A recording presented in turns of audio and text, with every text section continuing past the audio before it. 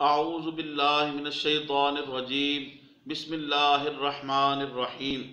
ان ناشئۃ اللیل ہی اشد وطئا صدق اللہ العظیم الصلاۃ والسلام علیک یا سیدی یا رسول اللہ وعلی آلک واصحابک یا سیدی یا حبیب اللہ۔ انتہائی واجب الاحترام محترم خواتین و حضرات، آج شب بیداری کے حوالے سے قرآن و حدیث کی روشنی میں آپ کے سامنے چند ایک باتیں عرض کرنے کی سعادت حاصل کروں گا۔ محترم خواتین و حضرات، معراج شریف کی شب کو اور شب برات کو مسلمان شب بیداری کرتے ہیں، عبادت کرتے ہیں۔ اس کے اوپر کچھ جاہل لوگ اعتراض کرتے ہیں کہ یہ ثابت نہیں معاذ اللہ، اور صحابہ اکرام رضوان اللہ علیہم اجمعین سے یہ ثابت نہیں، اور اس قسم کی جاہلانہ باتیں کرتے ہیں۔ حالانکہ مطلقاً شب بیداری کرنا یہ اللہ اور اس کے رسول صلی اللہ علیہ وآلہ وسلم کا پسندیدہ ہے۔ محترم خواتین و حضرات، اللہ پاک نے سورہ مزمل کے اندر ارشاد فرمایا، جس کا مفہوم سماعت فرمائیں: بے شک رات کا اٹھنا نفس کو سخت پامال کرتا ہے۔ محترم خواتین و حضرات، نزول قرآن جو ہے وہ بھی رات کو ہوا۔ اسی طریقے سے اللہ تبارک و تعالیٰ کی جو خاص رحمتیں ہیں وہ بھی انتہائی شب کے اندر، رات کے آخری حصے کے اندر اللہ کی خاص رحمتیں اپنے بندوں کے اوپر اترتی ہیں۔ رات میں بندوں کے لیے عام بخشش کا اعلان ہوتا ہے، اور دیدار الہی سے مشرف ہونے کے لیے آقا کریم علیہ السلام کو جو معجزہ معراج عطا ہوا وہ بھی شب کو ہی ہوا، رات کو ہوا۔ اسی طرح شور و غل اور کاروبار حیات جو ہیں وہ عمومی طور پہ اکثر جو ہے وہ رات کو ٹھپ ہو جاتے ہیں، بند ہو جاتے ہیں۔ اس لیے رات کی عبادت کے اندر خشوع اور خضوع جو ہے وہ اس کے اندر زیادہ مدد ملتی ہے۔ تو محترم خواتین و حضرات، بہرکیف رات کے وقت عبادت کرنا یہ اللہ اور اس کے رسول صلی اللہ علیہ وآلہ وسلم کا پسندیدہ عمل ہے۔ علامہ ابن حجر مکی رحمۃ اللہ علیہ، آپ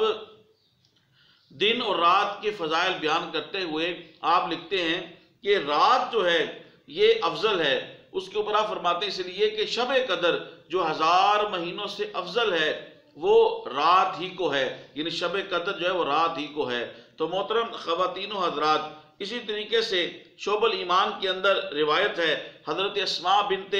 یزید رضی اللہ تعالی عنہا،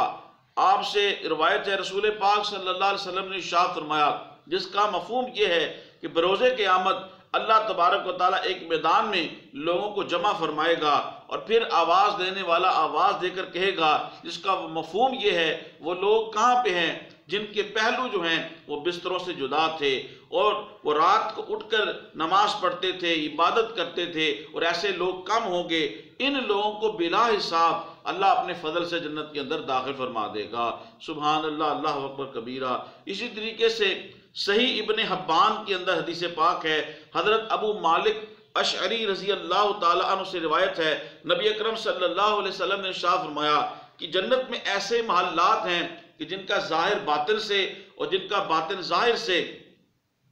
ظاہر ہوتا ہے، نظر آتا ہے، یعنی وہ بڑے ہی صاف، شفاف، پاکیزہ اور منزہ، مصفہ اور اجلے ہوں گے،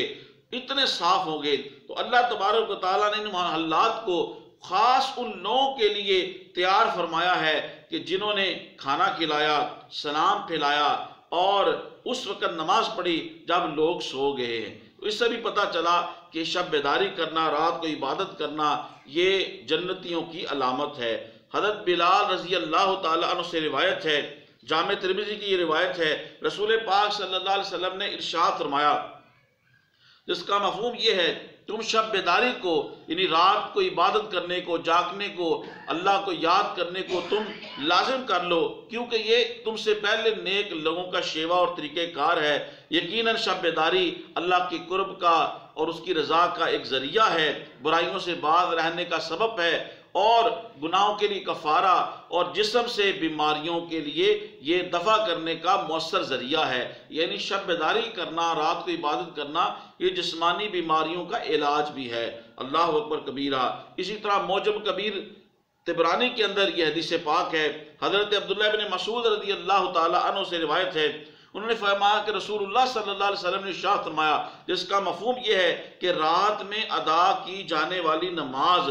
دن میں پڑھی جانے والی نماز پر اس طرح فضیلت رکھتی ہے کہ جیسا پوشیدہ طور پہ جو صدقہ دیا جائے وہ ظاہری طور پہ صدقہ دینے والے پر جو افضلیت رکھتا ہے، یعنی پوشیدہ صدقہ دینا یہ ظاہری صدقے کے اوپر جتنی فضیلت رکھتا ہے، اسی طرح جو ہے وہ رات کی نماز جو ہے وہ دن کی نماز کے اوپر فضیلت رکھتی ہے۔ تو اس سے بھی پتہ چلتا ہے کہ رات کو نفلی عبادات کرنا، نفلی نماز پڑھنا، قیام اللیل کرنا اللہ تبارک و تعالیٰ اور اس کے رسول صلی اللہ علیہ وسلم کا پسندیدہ عمل ہے۔ محترم خواتین و حضرات، خود تاجدار کائنات صلی اللہ علیہ وآلہ وسلم آپ رات کو طویل قیام فرماتے، تو اللہ پاک فرماتا ہے محبوب آپ قیام فرمائیے لیکن آپ تھوڑا قیام فرمائیے، کیونکہ آپ کے قدوم ناز جو ہیں وہ قیام طویل کرنے کی وجہ سے سویل ہو جاتے، سوزش آ جاتی تھی۔ تو محترم خواتین و حضرات، رات کے وقت شب بیداری کرنا، اللہ کو یاد کرنا، نوافل پڑھنا، قیام کرنا، یہ خود تاجدار کائنات صلی اللہ علیہ وسلم کی محبوب سنت ہے، واجب الاحترام۔ اسی طریقے سے جو عشاء کی نماز کے اندر نفل ہوتے ہیں وہ بھی رات کے قیام ہی کے اندر آ جاتے ہیں۔ اس کے اوپر بزرگان دین نے اور علماء محدثین نے باقاعدہ کتابوں کے اندر لکھا ہے۔ تو محترم خواتین و حضرات، رات کے وقت بالخصوص شب قدر یا شب جو رات کے وقت جو پنجگانہ نماز پڑھتے ہیں، نمازی ہیں، مسلمان ہیں، تو وہ شب برات پہ یا شب قدر پہ یا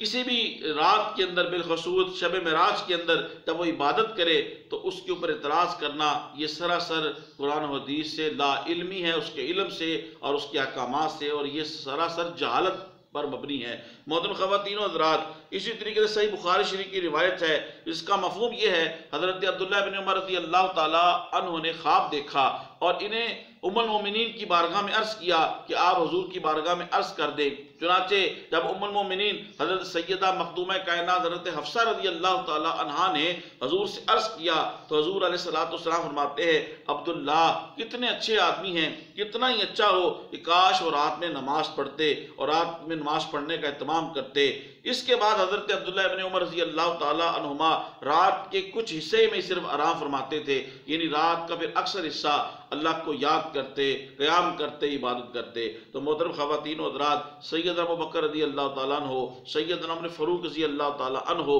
سیدنا عثمان غنی رضی اللہ تعالیٰ عنہ اور مبدأ ولایت حضرت علی شیر خدا رضی اللہ تعالیٰ عنہ، آپ سے بھی یہ ثابت ہے کہ آپ نہ صرف خود اٹھتے، اپنے اہل و عیال کو بھی نماز کے لیے اٹھاتے اور آپ ساری رات قیام فرماتے تھے۔ تو محترم خواتین و حضرات، شب معراج کو اور شب برات کو عبادت کرنا یہ قرآن و حدیث سے ثابت ہے، لہذا اس کے اوپر اعتراض کرنے والے جو ہیں وہ علم حاصل کریں۔ قرآن و حدیث کی تعلیمات سے یہ ثابت ہے کہ شب معراج ہو یا شب برات ہو یا رمضان شریف کی کوئی بھی رات ہو، اس کے اندر عبادت کرنا مسلمانوں کا اکٹھے ہو کے یہ ایک بہت ہی مستحسن عمل ہے۔ اللہ تعالیٰ کی بارگاہ میں دعا ہے ہمیں بھی شب بیداری کرنے کی توفیق عطا فرمائے۔ میری اس ویڈیو کو زیادہ سے زیادہ تبلیغ دین کی نیت سے شیئر کریں۔ اللہ پاک آپ کو جزائے خیر دے۔ السلام علیکم ورحمۃ اللہ وبرکاتہ۔